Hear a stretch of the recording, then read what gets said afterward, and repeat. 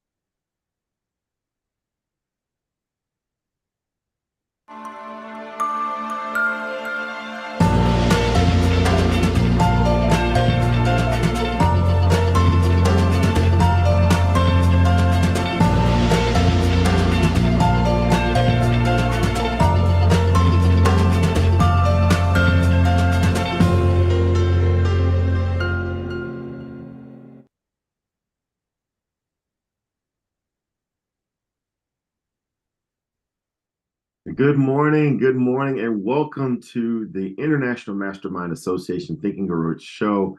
My name is Galen Bingham. I am the leadership strategist, and I am so excited to be back with you. I've missed you. I've been away for a couple of weeks, and I came back because today we're going to be talking about the subconscious mind, which is the connecting link, and it is the 11th step to riches. We've got an amazing guest, an amazing show. But this chapter in particular really does talk about how do you make things happen and how do you connect with a source that's greater than yourself. And before I bring in my guest, I want to share a little bit about some of the information that really jumped out at me as I started rereading this principle. If you go to page 212, in this book, if you got this version of the book, go to page 212, and it says that there is plenty of evidence to support the belief that the subconscious mind is the connecting link between the infinite mind of man, between the finite mind of man and the infinite intelligence. And then if you jump down to the bottom of that paragraph, it says, it alone is the medium through which prayer may be transmitted to a source capable of answering prayer. And just this idea of your subconscious mind being the source of prayer jumps out throughout this principle. If you go to I think page 218, it says the subconscious mind will not remain idle. If you fail to plant desires in your subconscious mind, it will feed upon the thoughts which reach it as a result of your neglect. And then you go to another chapter down, another paragraph down, it says, you are living daily in the midst of all manner of thought impulses which are reaching your subconscious mind without your knowledge. Some of those impulses are negative, some of them are positive. So just for me, it was this idea that all thoughts coming through your mind is related to prayer. And you're praying to the infinite source who has the power to answer prayer. Some of your thoughts and some of your prayers are positive. Some of your prayers and some of your thoughts are negative. And if you're not careful, you could be praying negative prayers. You could be praying for things to happen that you don't want to happen in your life because you're not mining what's happening in your subconscious mind. So that's what jumped out at me. I could have this entire conversation just with you on that particular this particular musings that I have. But I've got some angels with me. I don't want to bring in Dr. Peter James. Dr. Peter, man, what's going on, man? And help me with these connections that I'm making about the subconscious mind and prayer, because that seems to be a theme throughout this chapter. Yeah, good morning to you, Galen. Good morning, everyone. My name is Dr. Peter A. James. Excited to be back also and diving into this subconscious mind. Ironically, Galen, I've been doing a lot of reading in this chapter, but even evaluating this subconscious or even our other consciousness as well. One of my first phrases that I love, or sentences that I love from this chapter, are positive and negative emotions or mindset cannot occupy the mind at the same time. That's important for everyone because we don't often realize how much negativity sits in our subconscious. Are you being intentional about injecting positivity into it more regularly? How do you go about doing that? What is playing in the background any given day in your life? While you're in the car, while you're at work, anywhere in life, what is going on that is in the background that is affecting your subconscious? And I love what Galen has already started out our conversation with, diving on into ways that we don't utilize or are not intentional about our subconscious. Prayer is a great one that Galen already started out by saying, how do we pray? Are we always asking in hindsight, or I'm sorry, and just asking for prayer as opposed to positively speaking it into existence? So much, so deep here, Galen. We can go 100 different ways. You can have the conversation by yourself. We can have it together, but we got others with us, Galen. Yeah, yeah, absolutely. Hey, you reminded me of something because before we bring Ann in, there was a point in time that I talked about that I was in the midst of transitioning from my corporate life to my entrepreneurial life. And I would have all these plans on my computer screen about what I wanted to do for my future, but still on my wall were all the plaques and trophies and advertisements from my corporate life. And while I was making plans to go forward, I wasn't making any progress because subconsciously I kept getting reminded of what used to be. And so, to your point, it's really important that you be mindful of what is contributing to your subconscious mind. Because based upon this text, I was praying for my future and I was praying for my past at the same time. And the result was I was staying exactly in the middle. I was staying exactly where I was. So, Ms. Ann, help us. I mean, two of your disciples here. We're talking about the subconscious mind.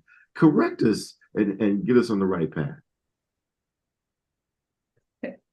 Good morning, good morning, good morning. I think, Galen, you already know that the path, you can go to the right or you can go to the left, but whatever you plant in your mind subconsciously will dictate which path you take. And so this is one of the reasons why I think as we focus on our affirmations, the words that are spoken on us, over us, to us, by us, and by others, is so empowering or disempowering. And one of the things I would like to encourage all of us to consider is find a way to reprogram yourself as these words come to us when they don't connect with your definite chief purpose or aim or mission or vision or passion for life. And so for me, it actually becomes a game to have a filter, if you will. But I think it all goes back to the first principle, which is desire, and maybe focusing on that which you do desire, because when these hunches and these inspirations come, they may tend to connect more with your desire if you're planting those desires in your subconscious mind. So this is a deep subject, and I know that our guest today will share with us her revelation knowledge on this particular principle. Yeah, well, hey, well, let's talk a little bit about our guest and then eventually bring her in for a little bit because one of the things that I am often sharing with my clients is that your success can only be as big as your dreams. And this is someone, our guest today, Madelyn Mackie, is really, really known for having big dreams. As a matter of fact, she is a published biochemistry researcher, which is something that's important. My daughter's trying to go into biochemistry. She's wanting to do research, but she's also worked on 4 Tony Award winning theaters. She's responded to disasters all over the world as an officer of the Red Cross.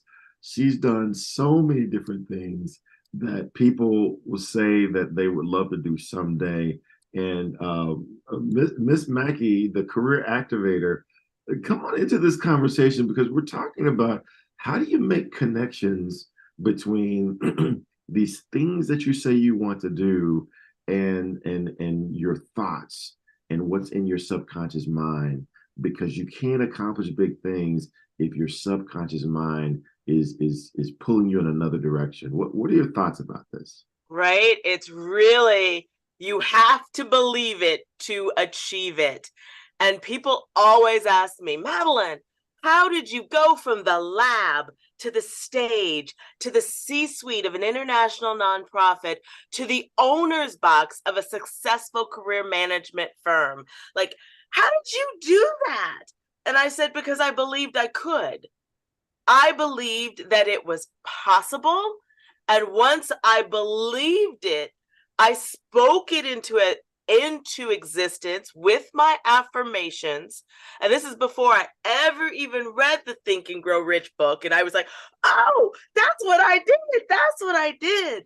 So like a great example, Galen, is when I was in chemistry and I knew I did not want to do this anymore. I wrote a paper on the intercalation of an H2 tapporphin with a 1A2A prime DNA molecule that I'm sure everybody has read it. And my mentors and advisors looked at me and said, this is great. What are you going to do next? And I looked at them and I said, not this. This is not what I am going to do for the next 40 years of my life.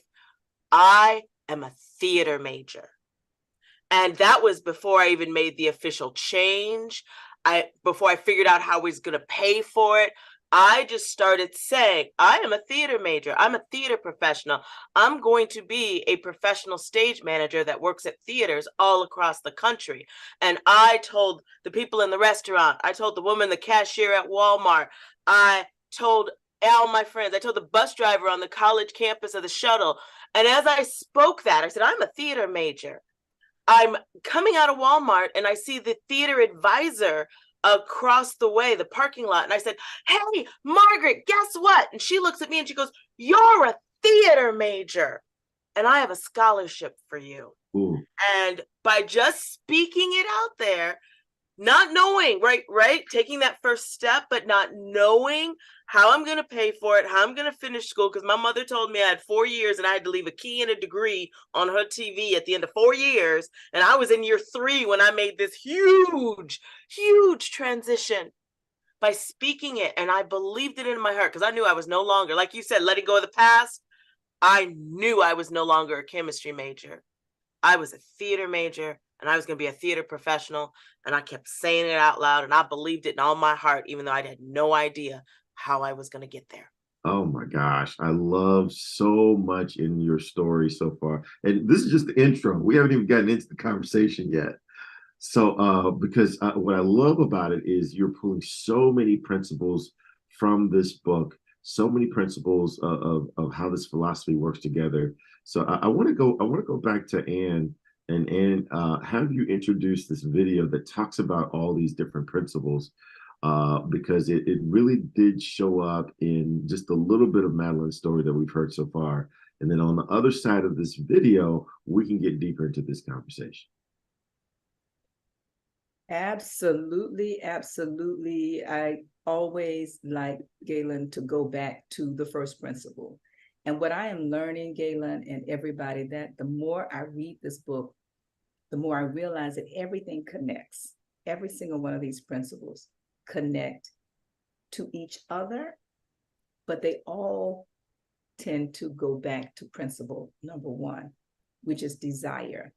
And so as you think about your own desires, you listen to this video that talks about the 13 principles as the principle number 1, desire. I also challenge you to think about your faith and connecting to your own desire. And as we talk about the subconscious mind, think about the autosuggestion principle and how it connects with repetition to whatever you say to your subconscious mind that begins to demonstrate in material action toward whatever it is you desire. So I'll stop there and we'll listen to the 13th principle video. Listen up.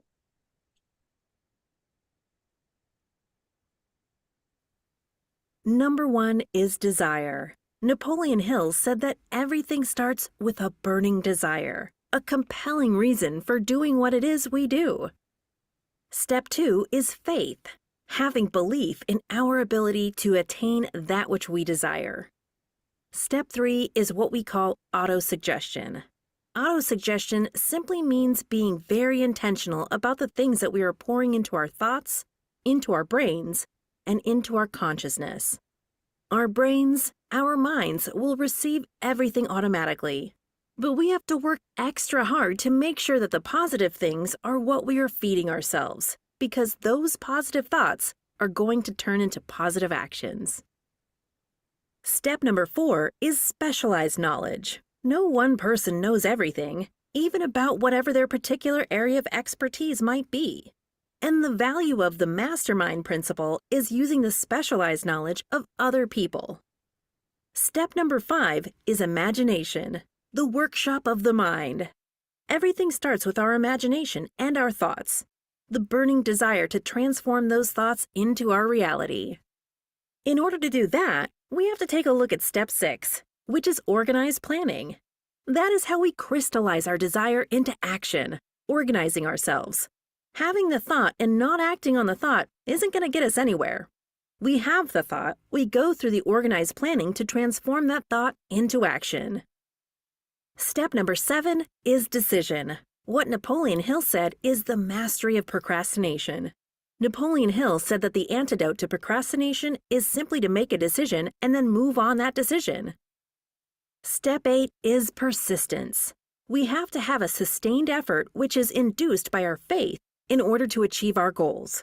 One of Napoleon Hill's books I love, even the title, 3 Feet from Gold. Those people who became rich during the gold rush in the Wild Wild West days didn't do that because they were necessarily smarter or had better information than anyone else. It's because they stayed just a little bit longer.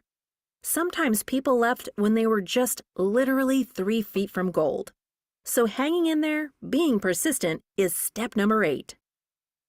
Step number 9, the power of the mastermind, the driving force. None of us can accomplish anything on our own. Everybody, I don't care who you are, from the most prominent person to the person who might be considered the lowest on the totem pole, everybody has someone who helped them get to where they are. And the power of the mastermind is being able to use those influences around us, use the thoughts, use the knowledge, use the exploration of other people to help us in achieving our goal. Step number 10, the mystery of sex transmutation. This title can be a little confusing, but essentially what the mystery of sex transmutation means is that we oftentimes in our society think of sex as being purely physical. It is absolutely physical, but what Napoleon Hill teaches us is that sex also has an emotional element, and that sex is the strongest of our desires. That if we can take our sexual energy, transform that into positive, creative influences, it can propel us to new heights. And so we spend quite a bit of time talking about the mystery of step 10, which is sex transmutation.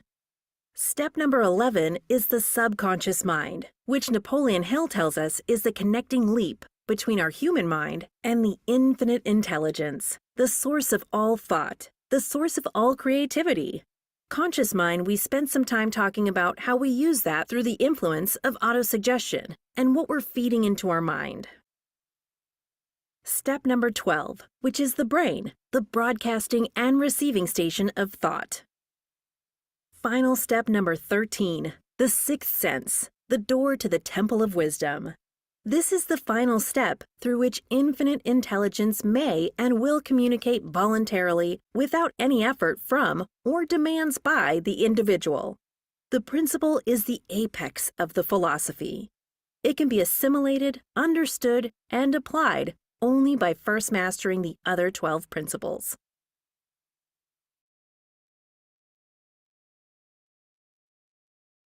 Okay, come on back on camera here.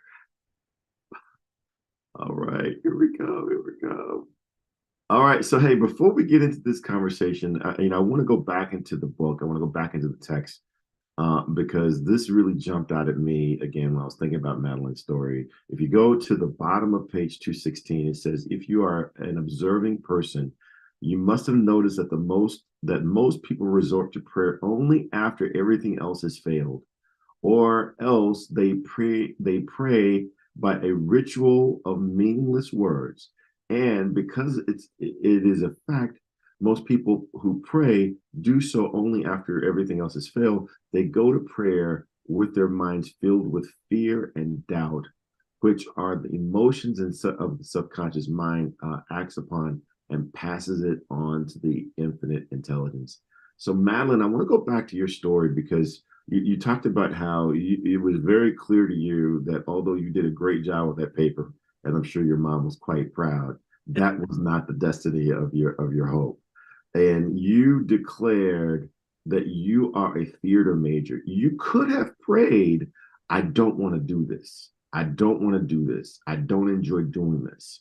And that would have been praying from a negative, from a fear standpoint. But instead, you chose your words positively and you said, "I am a theater major."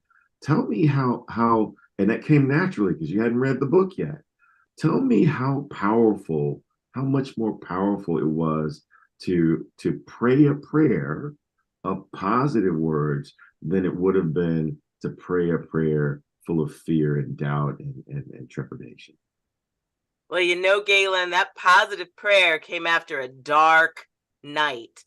We all reach that moment where you're sick and tired of being sick and tired.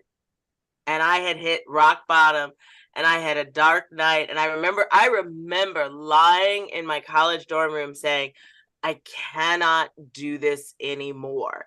And when the switch came of, "I'm not going to do this anymore. I want to pursue my passion." That was something that had been buried. The theater had always been a part of my life. It was something I wanted to do. And it was hanging out with the theater crowd instead of the chemistry crowd. I should have been in the lab, but I was actually in the green room sewing costumes and painting sets and hanging lights and helping my actor friends with their lines. And I was watching them graduate and get jobs in theater. So the message to my subconscious mind was suddenly, if they can do it, you can do it. Why can't you be a successful theater major and get a job upon graduation? Because that was the fear. The fear was everyone was telling me, "You're never going to make a living in theater. You're going to be waiting tables and sleeping on your parents' couch." And my mother made that very clear that that was not an option at all. So when I realized, no, you can get a job in theater upon graduation. You can move out of your parents' house. You can make a living. Well, when I had that dark night, the answer was already there in my subconscious mind of, no, you don't have to do this anymore. You can go be a professional in theater. So I got up and I opened up the college catalog. This is before the internet, y'all that are listening, where you could just look things up online. You had a catalog, an actual book you had to look through. And I looked and I figured out, well, how many classes am I going to have to take to still graduate on time? And how am I going to pay for this? And when it became concrete, we can do this. We can do this. Then I was done. I was like, well, then if we can do this, then I'm a theater major. I'll figure out the rest of it tomorrow. But at 2:00 in the morning on that dark night, I said, I am a theater major. And that's the first step, I think, for everyone. When your conscious mind and subconscious mind hook up, and then magic happens. Love it. I love it. So you decided you were a theater major. You just hadn't filled out the paperwork yet. Yeah. I was done.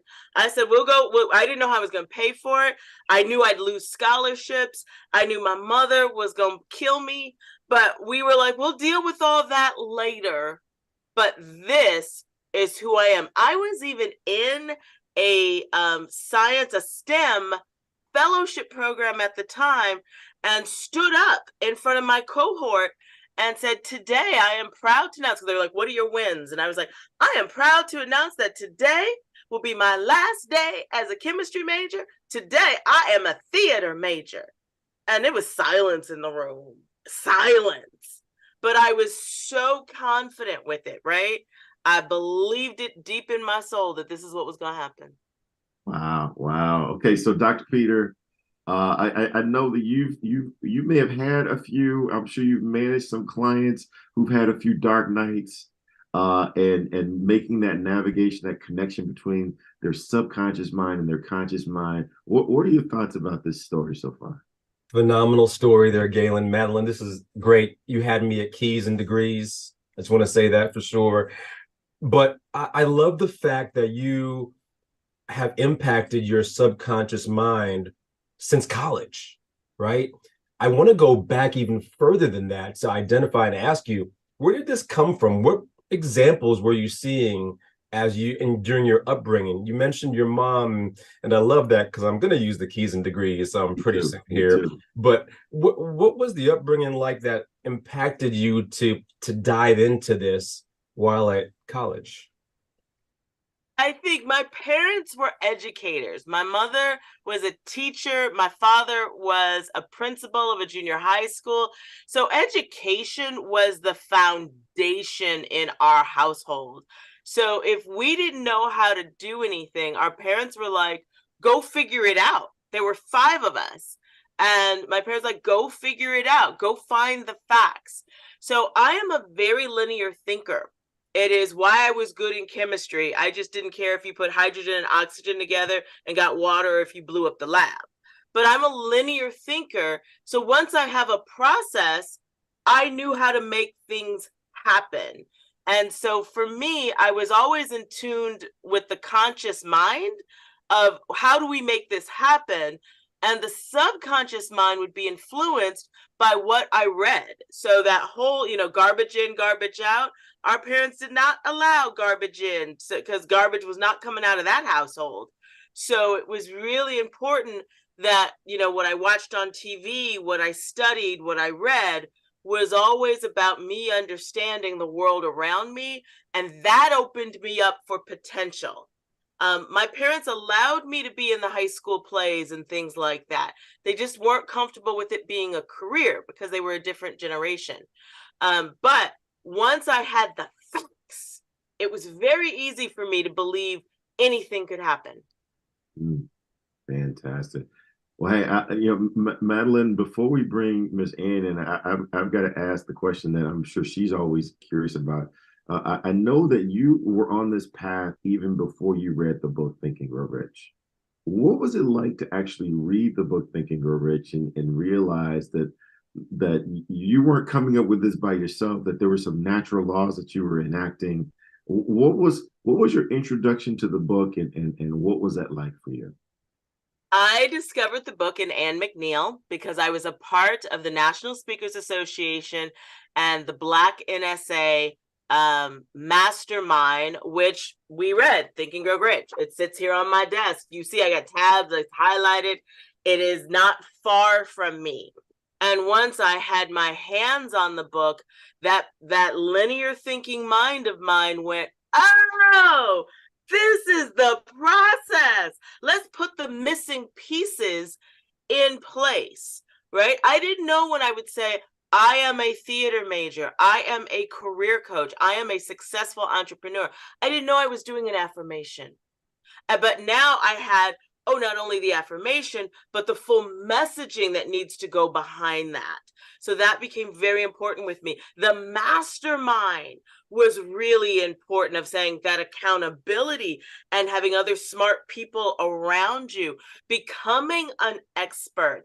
That I knew, because that's how I went from the lab to the stage to the C-suite, that I was a reader. So whenever I did a career transition, the first place I went was to the library and got all the books into all the bookstores and filled up my bookshelves with the expertise on that particular topic.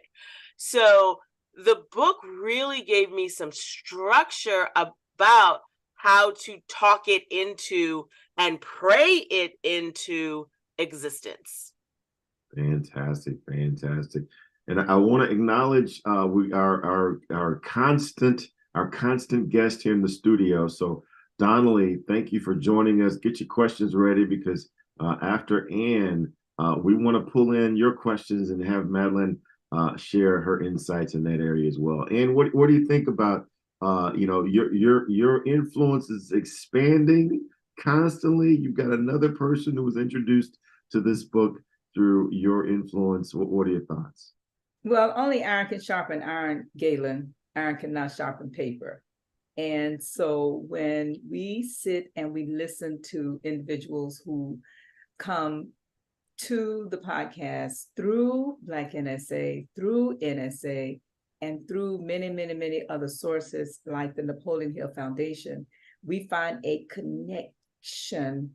It's like the dots connect to each other. And so, Madelyn, thank you so very much for what you shared. And I'm steadily writing notes, if you will. And one of the questions I had for you is if you can share with us, how do you actually program your subconscious mind? And if you are using an affirmation of some kind, would you be willing to share that?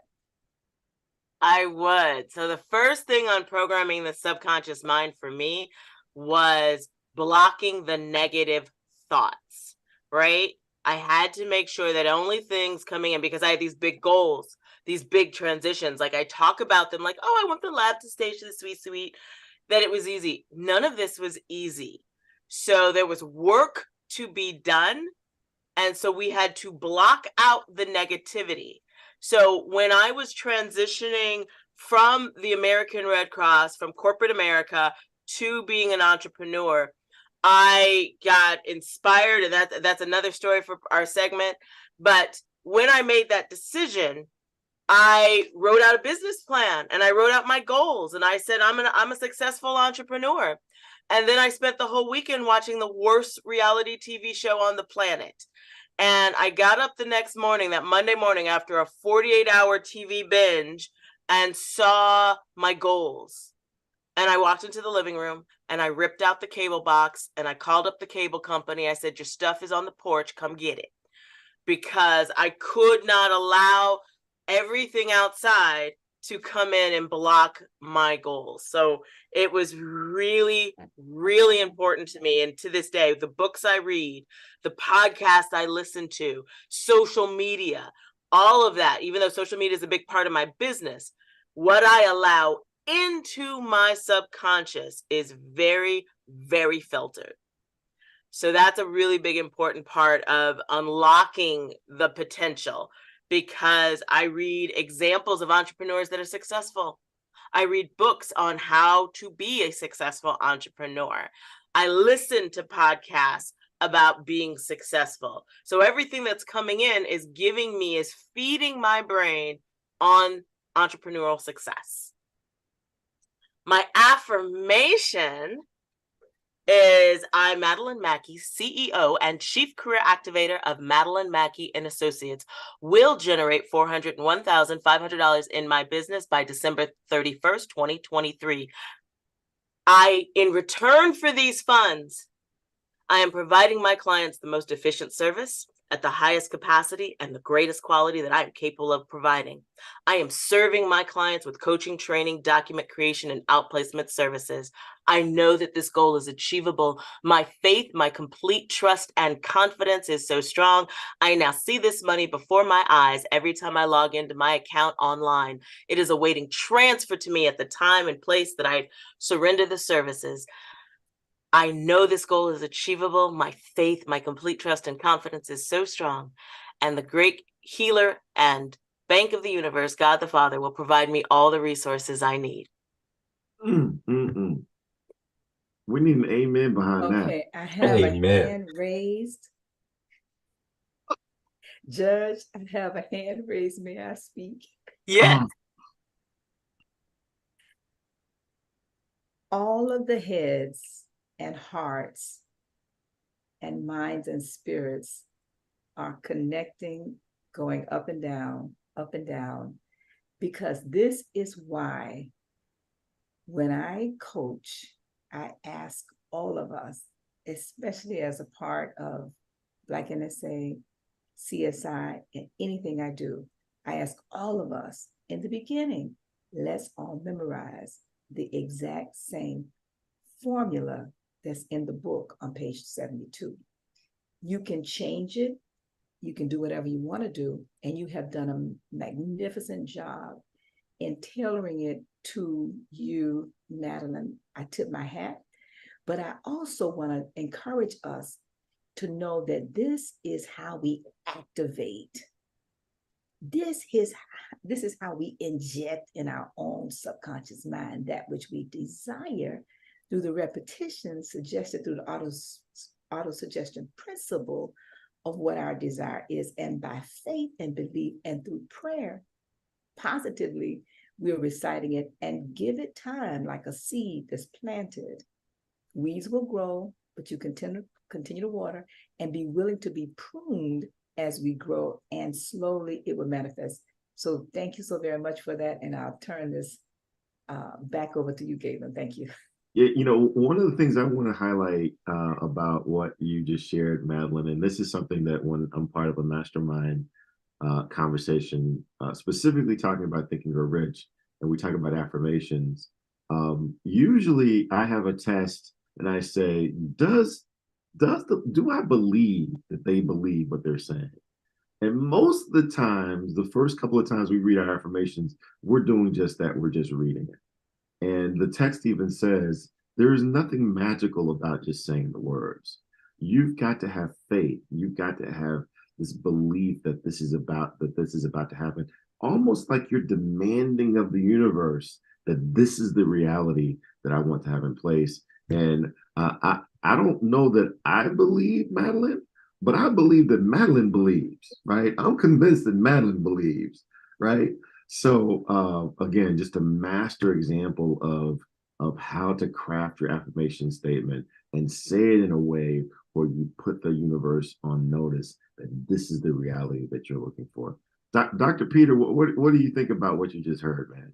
Phenomenal. What I love about what Madelyn even provided for us, and I saw Anne jumping out of her chair, she couldn't hold herself together for sure, is the fact that she wrote this down, right? We sometimes think things or say we want to do things or imagine things, but writing it down has the propensity of being transferred to our subconscious mind faster. Now, writing it down first, but then speaking it with the flavor, with the energy as Madelyn was doing. So those of you who are watching and watched how she did that, what does that look like for you? No matter what your goal is, it doesn't have to be monetary, it doesn't have to be business, it could be life, personal. What does that look like for you? Are you praying like that? Are you praying it into existence? Speaking and praying it into existence. So thank you so much for sharing that wonderful example there for us there, Madelyn, because I know that we have folks who are watching us today, such as Doretha, Gloria, Wyman, Colette, Shannon. All of these individuals know this and can hold on to this subconscious mind conversation, especially as we speak things into existence. But Galen, as you had mentioned earlier, we have our never-ending friend here with us, Donnelly, who's always got the best questions. So I'm going to inject Donnelly's question / comment into our conversation, if that's okay. And then perhaps we can go around and even address what that looks like for us. Donnelly states, we often speak of positive and negative thoughts, but sometimes I have found myself distracted by neutral thoughts. How do you tame those non-polar moments and possibly convert them into energy in order for better growth? Who would like to take a stab at that? Madelyn.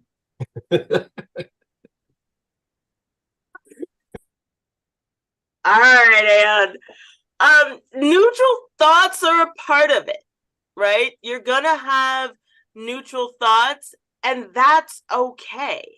I think, again, it's about feeding your brain with the positive thoughts. And I have an affirmation for both my business, for my health, for my relationships, for how my home looks. Like, I have an affirmation. So if I don't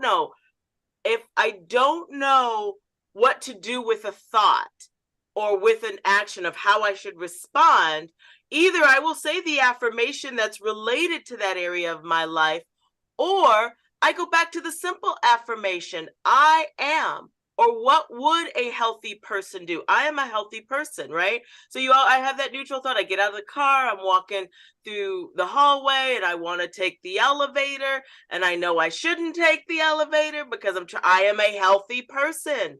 And I go, well, what would a healthy person do? She would take the 2 flights of stairs up to her apartment. So neutral thoughts are okay. It's totally fine. It's about then what do you do with that neutral thought and how you apply it. And having affirmations for every part of your life will help you take that neutral thought and convert it into power for you to accomplish your goals. Wow. Powerful, powerful. You know, one of the things that I coach my clients to do, it's always easier for me to give advice than it is for me to take my own advice. So I try to do this myself, but I really coach my clients to do this. And that is to take a look at the negative emotion. We want to look at the negative emotion first, because it's hard to get knocked out by a punch that you can't see coming. All right, it's hard to get knocked out by a punch that you can see coming. So let's take a look at that negative emotion, and then we apply positive psychology. And I say, okay, how would you respond to that negative emotion? So maybe the negative comment is, I can't do this, right? That's a common thought that might pop into your head. Okay, how would you respond to that negative side that's saying that you can't do this? Well, your response might be, I've got the resources to learn how to do anything. And that becomes my affirmation. That response to my frequent negative thought is my positive affirmation. And the reason we do that is because, even the text says you can't stop the negative thoughts from coming. You just can't. It's just part of life. But you can respond to it. It's not the fact that you have negative thoughts. It's the fact that you linger on those negative thoughts. You give them nourishment. You let them take root. That's what creates the reality that we're not looking for. So I try to pull them out. I try to put them on Front Street so that I can see those negative thoughts, and then I respond to it. And that's the affirmation that I write down and that I repeat to myself when those negative thoughts come. Dr. Peter, how do you do that? Actually, before we go to Dr. Peter, let's go to the individual who is jumping out of her chair again. Ann McNeil, your hand. We got you. Yes, my hand is raised. Thank you so very much. Listen. Wow, Donnelly, your question, and Madelyn, your response to his question. Yes, I am jumping out of my seat because I also have an affirmation for every area of my life, all 10 areas, 10 affirmations, and they're short. But I also have an action plan for every short affirmation. And so, Donnelly, what I'd like to encourage all of us in when we go to your question is the fact that the energy that we put with the affirmation that is connected to the desire is what will pull you from being neutral to more positive. And then I wrote actually 2 quotes. One was from Shakespeare that I like to mention all the time. He says, nothing is either good nor bad. It is our thinking that makes it so. But the other one that I wrote here that I love, I like reading Emerson. I have my toolbox here behind me. Love to read different authors and poets. And Emerson says, unless you do something that, other than what you've already mastered, you will never grow. And this is an opportunity when we all come up with a neutrality in our lives, it may also be something that you've already mastered that is challenging you to think differently, to grow differently, to fail forward, if you will, and learn some new and different experiences. So I just want to share that because that's an excellent question. All right, back to you, Galen. Dr. Peter. Yeah, I'm gonna just touch on this and not stay there. I believe that that question that Donnelly had about neutral, and even Madelyn mentioned health. I am, if we really are going deep into this there, Galen, I have health affirmations, and truth be told, I don't remember the last time I was sick, even with the common cold. And I live in Chicago, right? And going back to that neutrality, it's easy for us to automatically think that getting sick is part of the journey. But how can I go a little bit deeper and begin to speak this into existence and really digest it so that I don't, so now don't get me wrong, I'm doing things, preventative measures to ensure that I'm, as Madelyn mentioned, to remain healthy. But what does the next level of that look like? And please, I'm not minimizing health challenges by any stretch of the imagination.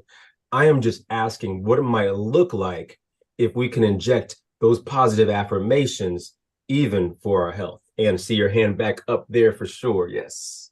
No, I'm putting my hand down because again, it's the water, it's the walking, and I'm laughing because as you're talking, Madelyn says she was up at 3 because she's on the West Coast to be on this podcast. And I'm sitting there thinking to myself, yes, and I'm out walking about that time of morning to be on this podcast and not sweating. But again, it goes to the subconscious mind and consciously injecting whatever it is that you want delivered to you. Last week, we talked about, the filing cabinet of our mind, and whatever we're putting in the files we're putting in that file cabinet, you can pull out. But if you're not putting files called positive affirmations for your money, your family, your health, your spirit, and all these different things, you can't pull it out. And Madelyn hit on something so powerful in the very beginning when she said, I read the experts, and I've read each time she shifted careers, she went and she read. So she implanted in her subconscious mind that which she desired to become.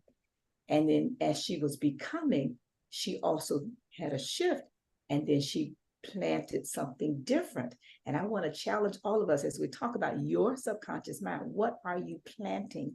What are you putting in your file cabinet of your mind in order to pull out later? You can't pull it out if you don't put it in. I like to share with people, we're all like bank accounts. We make daily deposits in ourselves every day. So others are making withdrawals. But if you don't make any deposits and they're making withdrawals, you will eventually be bankrupt. Wow. David? Yeah. This is again, this is what you get when you tune in to this show on a weekly basis. We get to talk to amazing people, and we get to go deep into this philosophy of Think and Grow Rich. Peter, back to you, man. Talking about going deep, talk a little bit about this annual meeting, and how does that annual meeting allow you to go deep? Yeah, such a great conversation and reflection on what we are allowing into our subconscious. And I got to say that whatever is in there, we allowed it to be there. We have more control, more intention. One of the ways that I direct control that intention is by surrounding myself and placing myself in the right environments. And one of the great environments that I love to be in every year, the same time, is this annual accounting meeting that everyone is looking at right now, which allows me to surround myself with like-minded individuals who are on the same trajectory of betterment, growth, goal-oriented, all of these things that Madelyn has been speaking about, speaking them into existence. If you are loving this conversation today about how to inject the right items into your file cabinet, this annual meeting that you're looking at, and January 5th and 6th in Pompano Beach is where you need to be. So please don't delay. The information's on the screen. Or if you're not even quite sure, put it in the chat. We will make sure that we get you the information. This is where you need to be. I'll be there. Galen will be there. We know Ann McNeil will be there for sure. Man, oh, so that absolutely. I mean, I can't think of a better way to start your year than with a declaration of this is what I am going to accomplish this year. Now, you're going to be surrounded with people who are going to hold you accountable for the things that you said. As a matter of fact, they're going to ask, before you declare all these things you're going to do this upcoming year, what did you do last year? Right? What did you do last year? You have to bring your life in writing. But oh my gosh, what a great way to start the year with a declaration of what you're going to accomplish. Because as Madelyn has shared with us, words have power. And it's one thing to think it, but you have to be able to articulate it. So Madelyn, I want to come back to you, and I want to get your reaction to this part of the book, where Napoleon Hill talks about the 7 major positive emotions and the 7 major negative emotions, and I'm going to just reference them here. So he says that the 7 major positive emotions are desire, faith, love, sex, enthusiasm, romance, and hope. And the 7 major negative emotions are fear, jealousy, hatred, revenge, greed, superstition, and anger. And then he goes as far as to say positive and negative emotions cannot occupy the mind at the same time. One or the other must dominate. And it's your responsibility to make sure that positive emotions are constituting the dominating influence of your mind, because that's where the law of habit kicks in. What are some things that you do to ensure that those positive emotions are dominating your mind? That doesn't say that you never have a negative emotion, but that you ensure that the positive emotions are dominating your mind. I think what's most important for me that helps keep me focused on the positive is having routines. So I have a very positive morning routine. So I use a sunrise alarm rather than a noise jarring me out of sleep. So I'm gently woken up to light and the sounds of birds.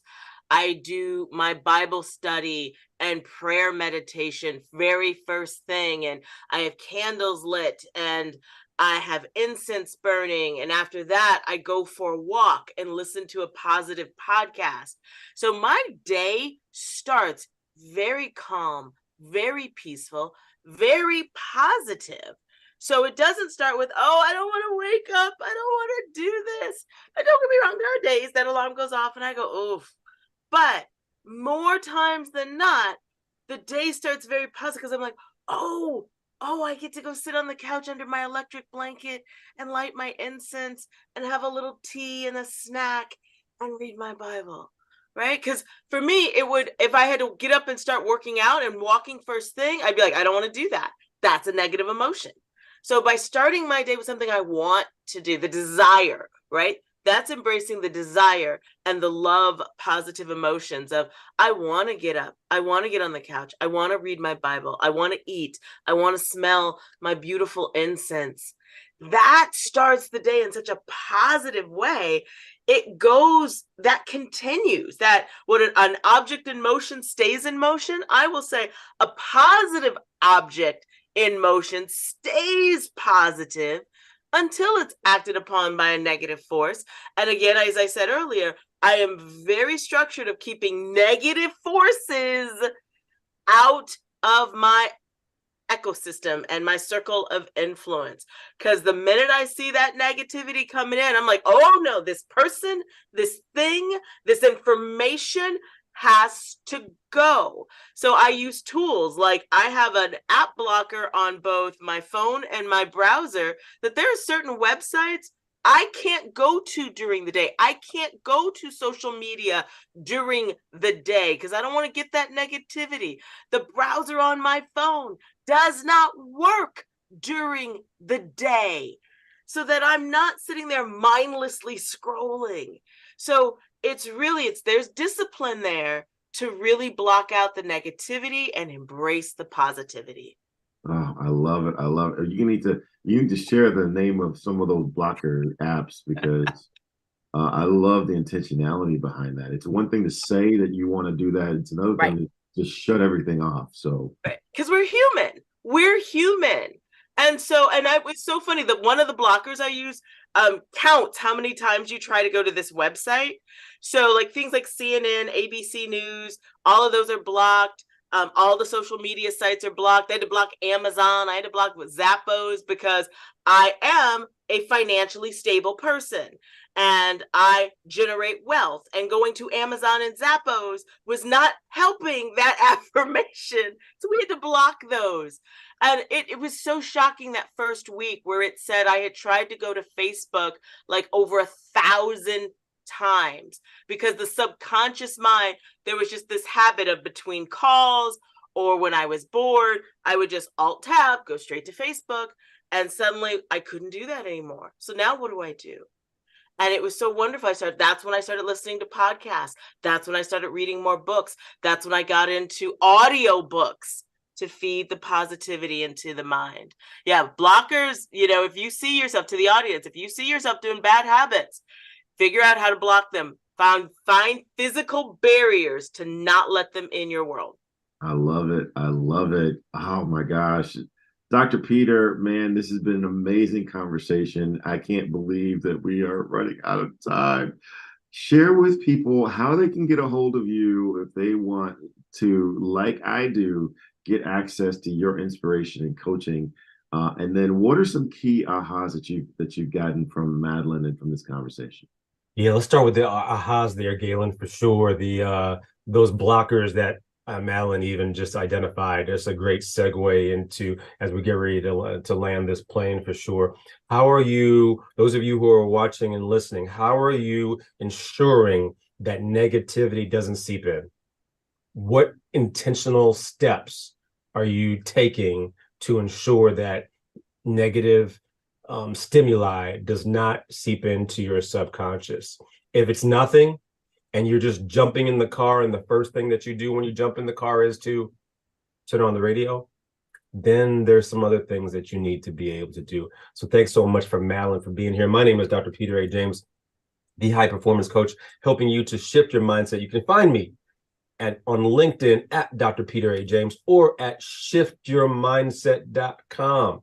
Please go there to find some inspiration, but find ways to be able to think differently, to apply and change and shift your behaviors differently as well. Great conversation, Galen. Fantastic, fantastic. And McNeil, what are your thoughts and how can people get a hold of you? I am changing my name to 55678. You can text, yes, 55678. Text Ann at 55678. That's how you can connect with me. But Madelyn, oh my goodness, so many things that you have shared today has really resonated with me. And I just put in the chat what you just said about the wrong name. I just put in the chat what you just said about, I call it My Daily Date with Myself, which is a book that I published, and published it as a part of having that daily ritual. So to listen to you talk about your daily ritual and so many things that you have shared has just resonated with me so much. I could go on and on, but I will leave my website, annmcneil.com/coaching. You can connect with me there also, annmcneil.com/coaching, and join us next Tuesday, Tuesday the 7th of November for a Clarity Mastermind that we're hosting, and it's only a platform to help you with getting clarity about that which you desire. Just a platform. We meet once a month. You can connect with us there. Madelyn, you have been awesome. Thank you.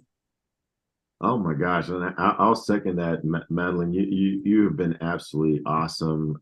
Please share with the audience how they can get a hold of you if they want to get access to more of this awesomeness. And what were some key concepts that jumped out at you during today's conversation? Thank you. Thank you, Galen, Peter, and Ann, for having me today. People can get in touch with me on LinkedIn. Just put in Madelyn Mackie or Career Activator, and you can follow me on LinkedIn for tips about activating your career dreams. Or visit my website, which is on the screen right now, madelynmackie.com. Schedule a 20-minute career activation strategy session so we can activate your career dreams for 2024. And one of the things that stood out for me is when Ann said, iron sharpens iron. Find a mastermind group, find people that have big dreams just like you, and get together no matter how early in the morning you may have to meet so that you can accomplish your goals. You can do this. And I look forward to helping you and activating your career dreams. Wow, fantastic. Every morning I get up, every Saturday morning I get up thinking, oh my gosh, this is so early Saturday morning. Do I call in sick? Do I call in sick? And every time I say no, there's someone that's going to be helped by this conversation, and that someone might be me. And every time I follow through, oh my gosh, I get so much from that conversation. This has been no exception to that. Madelyn, thank you so much for bringing in the conversation, bringing in the insights. And for me, it was just a focus on being intentional about the reality that you're wanting to create, being intentional. It's one thing to know all of this conceptually. It's another thing to put things in place so that that reality that you want is a foregone conclusion. So thank you so much for that. My name is Galen Bingham. I am the leadership strategist. There are just so many different ways to get a hold of me on LinkedIn, on social media. One of the things that Madelyn talked about is her propensity for listening to podcasts. So I'm going to challenge you. I'm going to challenge everyone to check out the Whiskey, Jazz, and Leadership podcast. That's a podcast that we have been doing since 2021, and we talk to leaders all over the world. We talk about the whiskeys they drink, the music they listen to, and what they believe it really takes to be an effective leader. Ann has been on the podcast. Dr. Peter has been on the podcast. So many different leaders that you've seen on this show have been on the podcast. I'm going to encourage you to check that out. And then also, we talked about the importance of writing down your goals, writing down your affirmations. So I'm also going to encourage you to go to hotsheetapp.com and check out the hot sheet tool that was built to do exactly what Madelyn just described. Identify your goals, identify your affirmations, and build out a plan to make your dream a reality. This has been an incredible show, and I'm going to encourage everyone to join us every Saturday morning at 8 a.m. Eastern Standard Time, where we talk about a principle of Think and Grow Rich, and we talk to an amazing guest who's not only understanding the concepts, but they're putting them into action in their life. So until next time, thank you for joining us, and Think and Grow Rich. Take care.